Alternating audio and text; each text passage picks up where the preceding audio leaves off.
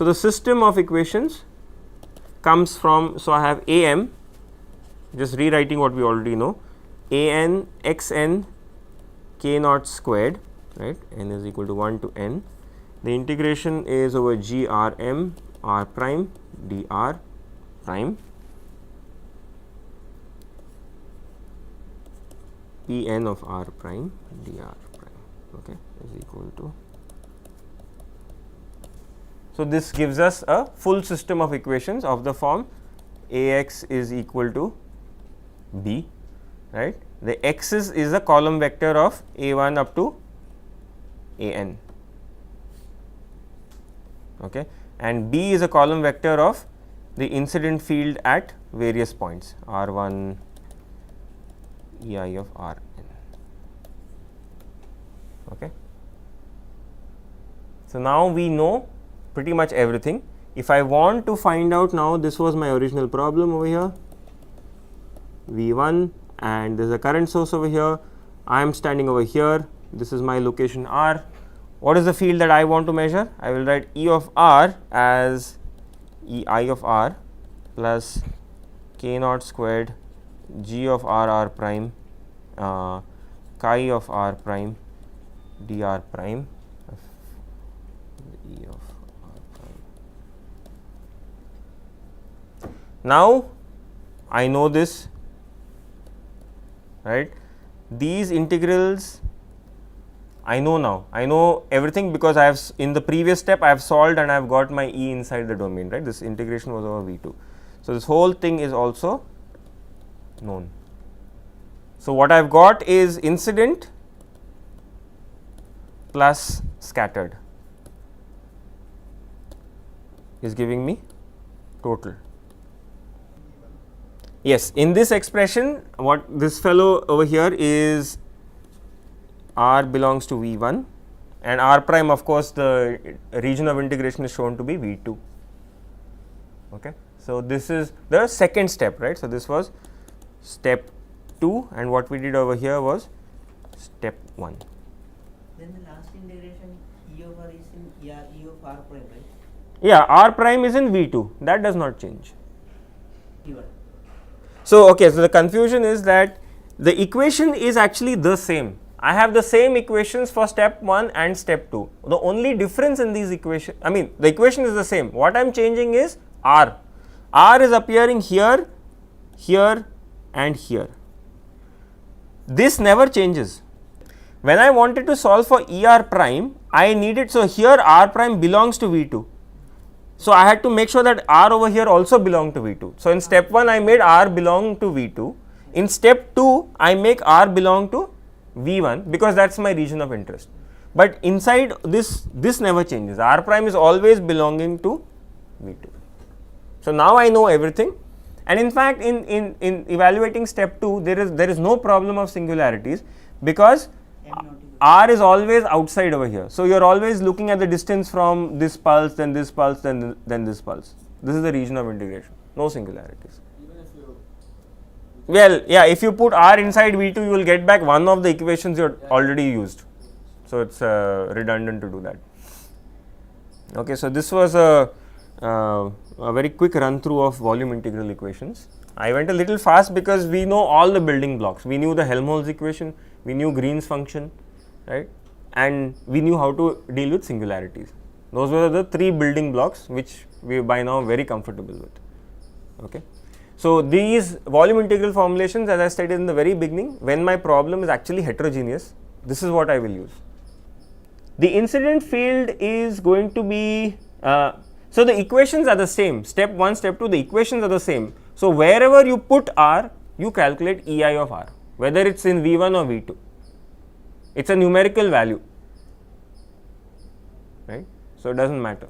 So, it will be different in step 1 and step 2 because in step 1 r is belonging to V 2. So, you will be finding out E I inside V 2. In step 2 you will be finding out E I at the location of the observer. So, question about the grid over here. Yeah, okay. So, quick clarification about this grid over here. What am I doing? So, let us look at this equation over here and in particular we are looking at this integral.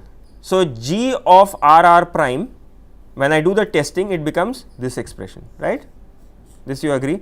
So, here in this Green's function, Rm is being held constant because the region of integration is, the variable of integration is my prime coordinate. So, Rm is fixed over here. R prime is allowed to run over, break up this summation for n pulses. So, one pulse after the other. So, when I take, let us say, the 6th pulse over here, R prime varies over this pulse. So, what is there? There is no singularity to worry about. So, G R M is fixed, R prime is varying over this pulse, no problem. I calculate this, but this summation goes over all the pulses. So, at some point it will come back to pulse number 1 where Rm or R1 lives. So, R prime is only varying on a particular pulse. R prime is varying over the entire V2, but entire V2 I have split up into pulses. So, I have to go pulse by pulse. That is how I split this up. Yeah, this is the last slide. Yeah. So, in step 2. Yeah, that when we calculate the integral. Yeah. So, here exactly, here is where we will substitute E of R prime is equal to summation of A n P n of R prime. Now, this is known.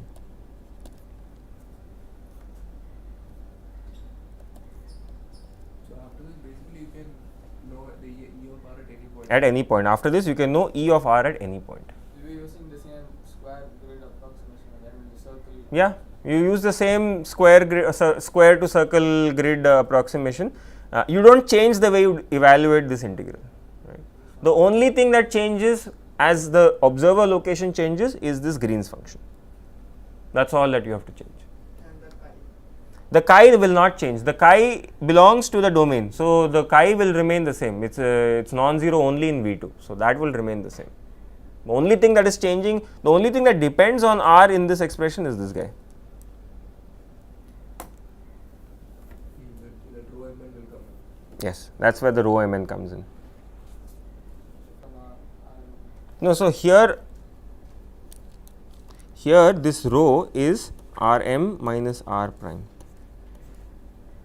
After I have evaluated the integral, it turns out to be rho mn, where rho mn is equal to this. This is the integration. Here right now R prime is varying, right, and I made it into a new scalar variable. I called it rho.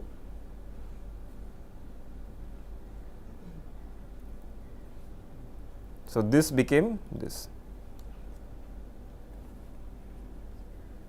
So here xn is known. then it should be Xn is known. Then it should be R dash dr d theta. It, yeah, you, so I can write this in terms of R dash dr dash d theta, and then that gets converted to rho d theta.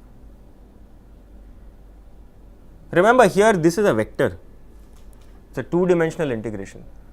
I have broken it down into 2 scalar terms, rho and theta in polar coordinates.